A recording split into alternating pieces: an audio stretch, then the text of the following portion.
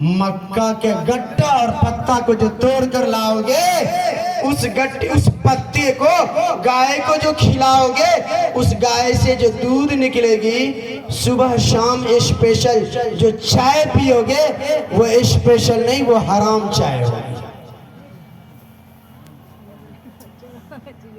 इसलिए कि शराब तो हराम जरूर है, लेकिन हराम कमाई से बिस्लरी का बोतल पीना भी हराम है। शराब पीना हराम जरूर है, लेकिन हराम कमाई के पैसे से बिस्लरी का बोतल अगर पानी भी पीता है, वो भी हराम है। और शराब पीने वाला, सुन लो, 40 दिन तक हदीस पाक में आता है, अगर तू तौबा न कर सका, 40 दिन तक उसकी कोई इबादत कबूल नहीं। फिर तौबा कर लिया, फिर शराब पी लिया, 40 दिन तक कोई इबादत कबूल नहीं। फिर तौबा कर लिया, फिर शराब पी ली, 40 दिन तक कोई तौबा कबूल नहीं। और एक हदीस में आता है, जो शराब पी लेता है और शराब का असर अंदर रहता है और उसी हालत में उसकी मौत हो जाती है, तो ज़माने जाहिलियत वाली मौत होगी, यानी खतरा है कि उसका ईमान पर खात्मा नहीं हुआ है।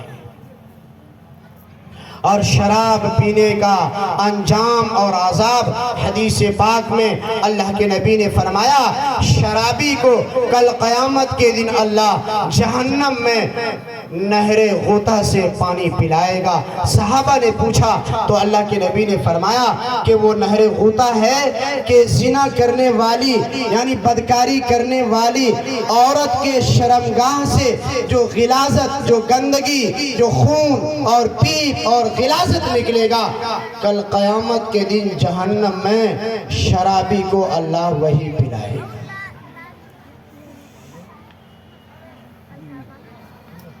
नहरे गूता से अल्लाह ताला कल क़यामत के दिन शराबी को पिलाएगा, और वो नहरे गूता में जो ज़िना करने वाली औरत, बदकारी करने वाली औरत के शर्मगाह से, पेशाब के रास्ते से जो गिलाज़त और गंदगी निकलती है, वही जहन्नम में शराबी को पिलाया जाएगा।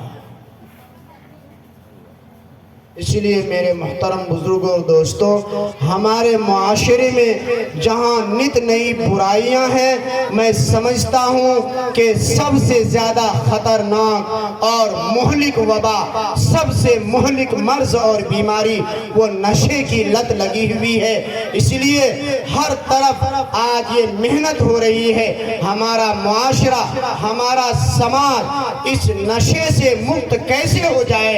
हर तंजीम, हर जमात, हर गठन, उलमा, हर दानिश्वर हजरात, शबो रोज की मेहनत यही है, हमारा मुआशरा नशे से साफ सुथरा हो जाए। हमारे मुआशरे में ज़रा सा 2-4 मिनट उस पर भी रोशनी डाल दूं, जहेज और भी बहुत सारी बुराइयां हैं, लेकिन अपने सीमांचल में एक बुराई बेपर्दगी को बहुत ज़्यादा देखता हूं, बहुत ज़्यादा बेपर्दगी है। कोई हया और शर्म नाम की चीज नहीं। बेहयाई इस कदर आम हो गई है, अभी आप यकीन नहीं हो रहा, ये रोड में जाकर देखें, जवान जवान लड़कियां बेपर्दा, न जाने कैसे कैसे हाथ में ये स्क्रीन टच मोबाइल लेके घूम रहे हैं। इस कदर बेपराई, इस कदर बेहयाई हो गई है, इस कदर बेहयाई हो गई है। अल अमान वल हफीज, किसी से भी बेझिझक बात करना और स्क्रीन टच मोबाइल, दूसरे से वीडियो कॉल करना, गैर महरमों से बातें करना, और एक अंजाम हुआ आता है, फलां की बेटी फलां के साथ फरार हो गई और समाज का नाक कटवा दिया, माँ बाप का नाक कटवा दिया। अरे उस नाक कटवाने में सबसे पहले घर के मुखिया और घर के गार्जियन का है। इस कदर भी हयाई है, नल के पास नहाने बैठती है तो किसी तरह के पर्दे का कोई एहतमाम नहीं। आंगन में कोई गैर महरम बैठा है। आजकल हमारी माएँ, आज हमारी बेटियां, आज हमारी बहनें اس قدر بے حیا ہو گئی ہے، غیر محرم ایک طرف بیٹھا ہے اور دوسری طرف اپنے بچے کو یوں دودھ پلانے بیٹھ جاتی ہے۔ حیا عفت و پاک دامنی کے چادر کو تار تار کر دیا ہے اس سماج کی بیٹیوں نے، اس سماج کی ماؤں نے۔ ارے میری ماں، تم ہی تو تھے جس نے امام ابو حنیفہ کو جنم دیا۔ اے میری ماں، تم ہی تو تھے جس نے امام شافعی کو جنم دیا۔ اے میری ماں، تو ہی تو تھی، تیری کوکھ ہی تو تھی، تیرے ہی پیٹ سے تو حسین احمد مدنی پیدا ہوا۔ حسین احمد مدنی، محمود الحسن دیوبندی، قاسم نانوتوی، ابو الکلام آزاد، بڑے بڑے اللہ والے، قطب الدین بختیار کاکی، خواجہ معین الدین چشتی اور نظام الدین اولیاء کو اے میری ماں تم نے ہی تو جنم دیا ہے، یا وہ آسمان سے آئے؟ آج تمہاری کوکھ کو کیا ہو گیا ہے کہ تمہاری کوکھ سے شرابی پیدا ہو رہا ہے، تمہاری کوکھ سے نشیری پیدا ہو رہا ہے، تمہاری کوکھ نے ولی کو پیدا کرنا بند کر دیا، چوروں کو جنم دینا شروع کر دیا۔ آج تمہاری کوکھ نے حافظ کو پیدا کرنا بند کر دیا، عالم کو پیدا کرنا بند کر دیا۔